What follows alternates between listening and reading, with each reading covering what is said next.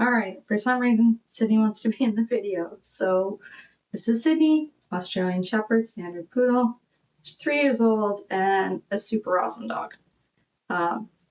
Quite the comedian today. She's just been bugging. So as I'm trying to make this video about manifesting versus quantum coherence and quantum shifting, timeline jumping, the dog keeps coming in. So I'm like, okay, there's probably something inner child I should be addressing with this video as well. I'm going to use an example of 2 kids that I know. So we'll bring it back to like children, because I think that's a great example. One, being an older child, went to a school following his best buddy. And they got to that school. It was high school. And they got to that school, and this guy realized that the best buddy was going down a path that he really didn't want to go down. And instead of being in that place of fear, this is the only friend I have, this is the only person I know, the kid let the best buddy go. And like, kudos, because really cool kid that can actually be aware enough to do this, said, I'd rather be by myself than be with this person who is going down this path that if I follow them, I'm going to end up in places I don't want to be, situations I don't want to be, in jeopardy and danger, and doing things that are not aligned with who I am at a soul level. And it was really hard for this kid. It was also really hard to watch it and support it as this guy was sitting there by himself, not having any friends.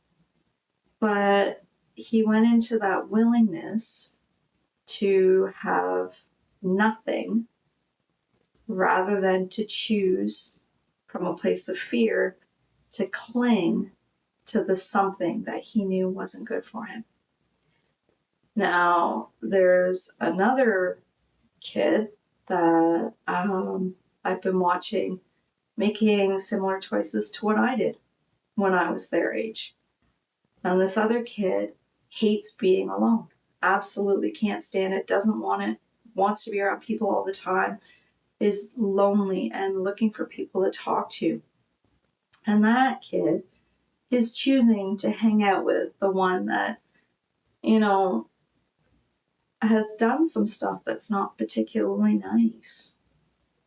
And just sitting with my example, where are you trying so hard to avoid something that you're manifesting, making those choices from that place of fear? Right? And when it's from self-love, when you pull everything back to you and say, okay, I don't want to be alone. I don't want to be lonely. Is that coming from a place of fear? Are there programs there running within you that are distorting your field that you need to start to have a look at? Because when you look at those programs, you can collapse them out of your field. When you genuinely sit with yourself and look at it and move from that place of, you know what, I'm not going to settle. I'm not going to take the step or do the thing I've always done.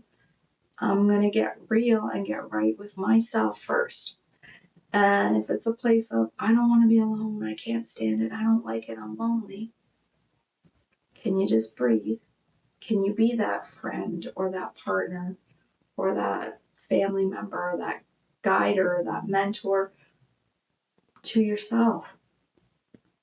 And do the things that maybe you would want to be doing with them. Can you get right with doing the things by yourself? And what I can say is there will be another friend, another partner. These people, they come into our lives.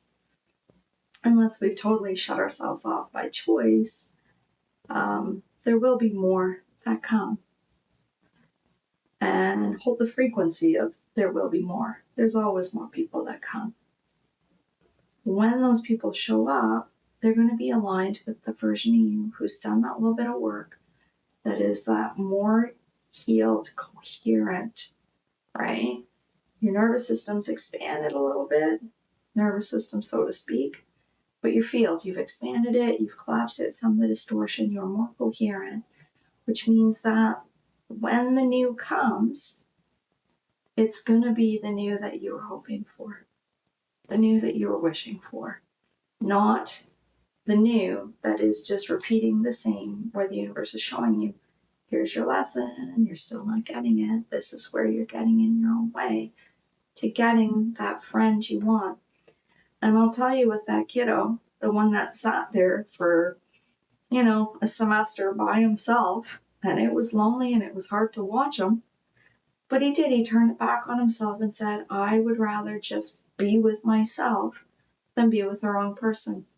And I'll tell you, that kid, when it clicked, when it hit, when it happened, when the manifestation came in, the friends came in, it wasn't just one kid, because he went following a best friend, right? It was a big group of them, and all different people, and people that were much more aligned to him. And are they all perfect? No. There's definitely still lessons that are happening within that friend group. But I'll tell you, it was so much better than he ever even imagined. And that's what happens when you get into that space of alignment. Things are so much better than you ever could have imagined. For that thing you're trying to manifest and pull in, if you're coming from here, from a place of love, the universe not only meets your hopes, your dreams, your expectations, but it fully exceeds them in ways you couldn't see coming.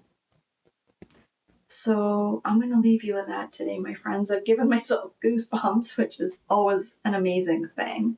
I know that I'm on point and the message is clear, and it's what someone out there needs to hear. Probably myself as well, because everything's a mirror, right? You're reflecting back. So leave it in the comments.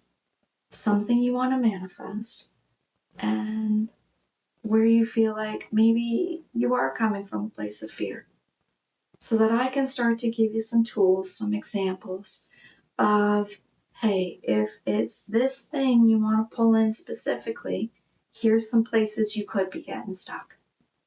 Leave me the comments. I will try my best to give you the tools to help empower you. My goal is not to be the guru. My goal is how to empower you so you can take that next step, that next leap, that next jump into the timeline you want, or into the timeline that's a little bit closer to the one you want.